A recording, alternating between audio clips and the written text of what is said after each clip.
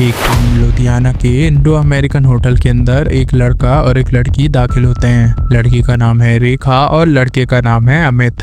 दाखिल होते साथ ही लड़का अपनी आईडी प्रूफ निकालता है और काउंटर पे देता है। वहां से वो लोग एक रूम बुक करते हैं और सीधे 200 नंबर के रूम में चले जाते हैं। लड़का और लड़की रूम में जाते ही साथ थोड़ी देर बैठते हैं, बातचीत करते हैं और उसके बाद वो लोग शारीरिक संबंध बनाते हैं। लेकिन आगे कुछ ऐसा इस रूम में होने वाला था जिसके बारे में लड़के ने सपने में भी नहीं सोचा होगा। शारीरिक संबंध बनते समय ही लड़का लड़की से कुछ ऐसी बात कर देता है जिससे लड़की पूरी तरह ट्रिगर्ड हो जाती है। वह गुस्से में काउंटर पे पड़े चाकू को उठाती है, वही चाकू जो लड़का अपने साथ लेके घूमता है क्योंकि वह वॉलंटरी का काम करता था। लड़की पूरी तरह गुस्से में आके वह चाकू उठा लड़के के मेन पार्ट में पूरी तरह मारती है, जिससे लड़का पूरी तरह घायल होने लगता है। तभी वह लड़की को समझाने की कोशिश करता है लेकिन लड़की नहीं मानती। लेकिन लड़का अभी इतने में ही नहीं मानता, वह लड़की को धक्का दे उसे जमीन में गिरा उसके सीने में बैठ जाता है और फिर उसके मुंह में लगातार मुक्के बरसाने लगता है, जिससे लड़की के मुंह और नाक से पूरी तरह खून बहने लगता है। लेकिन लड़का इतने में ही कहाँ थमने वाला था,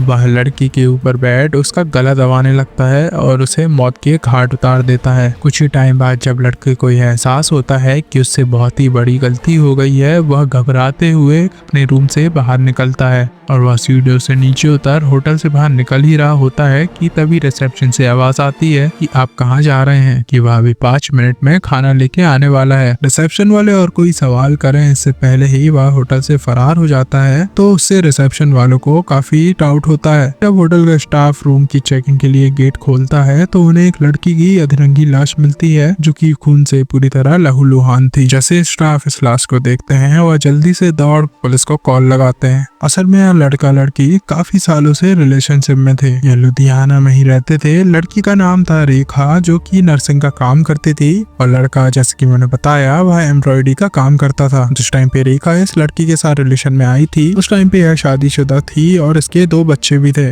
रेखा अमित के प्यार में बुरी तरह पागल थी और उससे शादी करना चाहती थी, जिसके कारण वह अपने हस्बैंड से भी रोज लड़ती थी और डिवोर्स लेके उससे दूर हो चुकी थी। रेखा जब भी अमित से बात करने जाती शादी के लिए तो अमित उसे आगे का टालते रहता।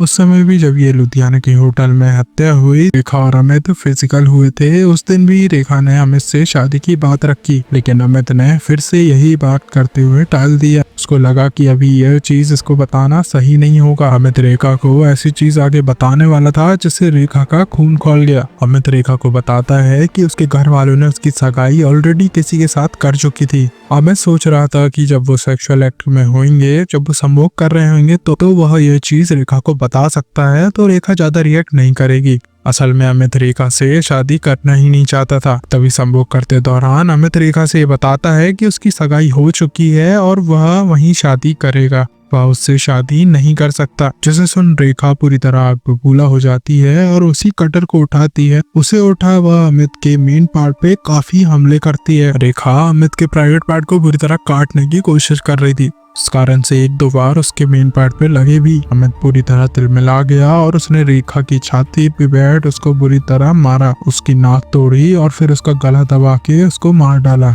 और फिर तुरंत पैंट पहन वहां से भाग गया। फिलहाल अमित का लुधियाना के लोकल हॉस्पिटल में इलाज चल रहा है और जल्द ही पुलिस उसे अरेस्ट कर लेगी। आपका इस वीडियो के बारे में क्या कहना है हमें कमेंट सेक्शन में जरूर बताइएगा।